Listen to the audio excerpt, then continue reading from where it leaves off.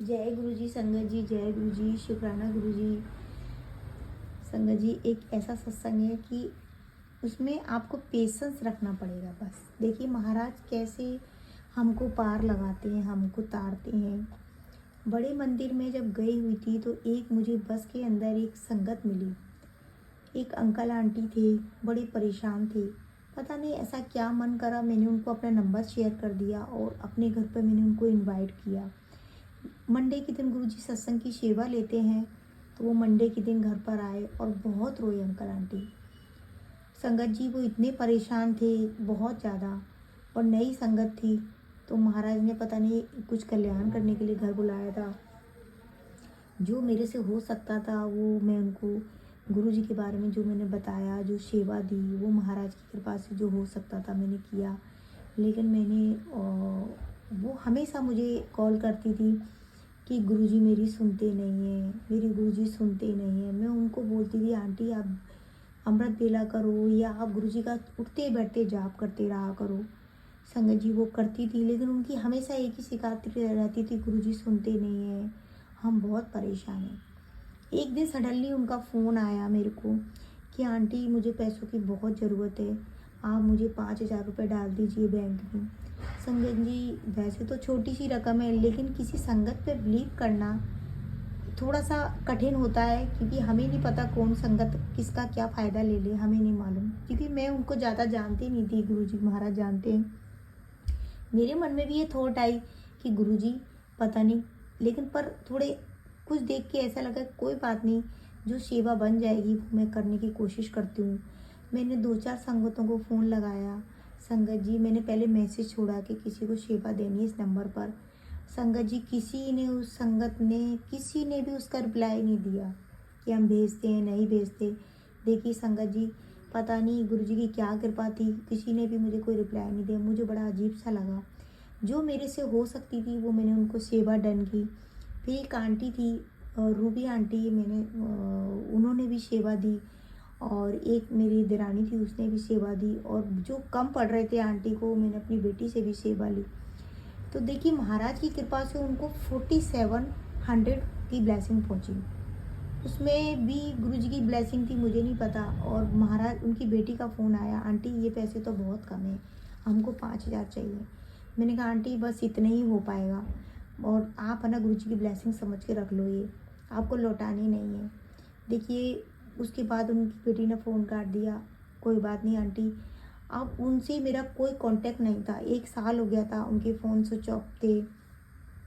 कोई बात नहीं, मेरे मन में भी यही थॉट आया कि शायद वो संगत फेक थी और उन्होंने कोई कांटेक्ट नहीं किया ना मुझे कभी, और उनके नंबर भी स्विच ऑफ आ रहे थे। 1 साल ऐसे बीत गया।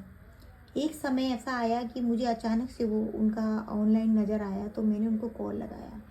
संगत जी देखिए मैंने कॉल लगाया, मैंने उनसे पूछा कि आंटी आप कैसे हो। आंटी कहती है मैं तो बहुत ठीक हूँ, गुरुजी ने मुझे इतना दे दिया कि मैं बहुत खुश हूँ। मैंने कहा शुक्राना गुरुजी महाराज का, लख लख शुक्राना। जब उन्होंने बताया कि हमको मंदिर में सेवा मिली है और मंदिर में भोले बाबा की सेवा मिली है, और वो पंडित हैं और पंडितों को मंदिर में सेवा का मौका मिला है, और सभी लोग पंडित को ही देते हैं। मैं जानती हूँ कि मंदिर की सेवा का उनको इतनी बड़ी सेवा मिली है। मैं तो महाराज का लख लख शुक्राना करती हूँ कि बहुत किस्मत वाले होते हैं जिनको मंदिर की साफ़ सफाई का मौका मिलता है। उनके अंकल मंदिर में पूरे दिन भर रहते थे, आंटी सुबह शाम सफाई करके आ जाती थी, पूजा अर्चना जो भी वो करते थे। अंकल बैठ के वहाँ मंदिर में रोया करते थे, शिवलिंग की तरफ देखते थे। पर वो गुरुजी को इतना ज़्यादा बिलीव नहीं करते थे, लेकिन जो सेवा मिली थी उससे सब उनका गुजारा चल रहा था। और काफ़ी परेशानियाँ थी जो मैं नहीं बताना चाहती, लेकिन ठीक है गुरुजी ने उनका खाने पीने का इंतज़ाम थोड़ा बहुत कर दिया था। एक दिन गुरुजी ने उनको शिवलिंग में दर्शन दिए अंकल को। अंकल रो रहे थे, तो अंकल को भी बिलीव हो गया कि भोले बाबा के शिवलिंग में गुरुजी के दर्शन हो रहे हैं। देखिए कितनी बड़ी बात है संगत जी। और वो दर्शन पाए उन्होंने। उसके बाद उनके भाग्य का उदय होता रहा। आंटी को सबसे पहले रोटी बनाने का काम मिला और उनकी बेटी की जॉब लगा दी गुरुजी ने। और संगत जी इतनी इतनी कृपा, मैं खुद हैरान हूँ कि आज अंकल की भी जॉब है, बेटी की भी जॉब है, और आंटी भी मंदिर की साफ़ सफाई भी करती है, और आंटी को इतना राशन पानी मंदिर से ही मिल जाता है, कपड़े लत्ते सब, और सैलरी उनकी बचती है। और पहले वो लहंगे के कतरन धागे काटती थी, उनको 15 रुपये एक लहंगे पे मिलते थे संगत जी। लेकिन देखिए महाराज ने उनको भर भर के दिया है। फिर मैंने उनको एक बार फिर फ़ोन लगाया, आंटी बोलती है आंटी गुरुजी ने इतना दे दिया है कि मैं बहुत खुश हूँ, गुरुजी मेरी हर समय सुन रहे हैं, हर बात सुन रहे हैं। मेरे अंकल की भी जॉब अच्छी लगा दी है और अंकल ने बाइक ले ली है, अंकल बाइक पर जाते हैं। देखिए गुरुजी की महिमा है, गुरुजी कितने सुनते हैं संगत जी। टाइम ज़रूर लग सकता है लेकिन गुरुजी ज़रूर सुनते हैं और ज़रूर उस काम को करते हैं। लेकिन कुछ कर्म होते हैं वो आपके जल्दी जल्दी कटवाते हैं।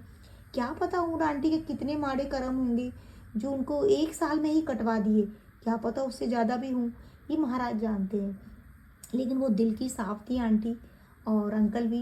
देखो कहते हैं ना गुरुजी अपने दिल से हम क्षमा याचना करें और आगे से हम कभी गलती ना करें, अपनी गलतियों को क्षमा मांग लें तो महाराज ज़रूर सुनते हैं। ये गुरुजी की महिमा है। गुरुजी सर्वदा भला करना, सबका कल्याण करना। गुरुजी अनंतम अनंतम शुक्राना।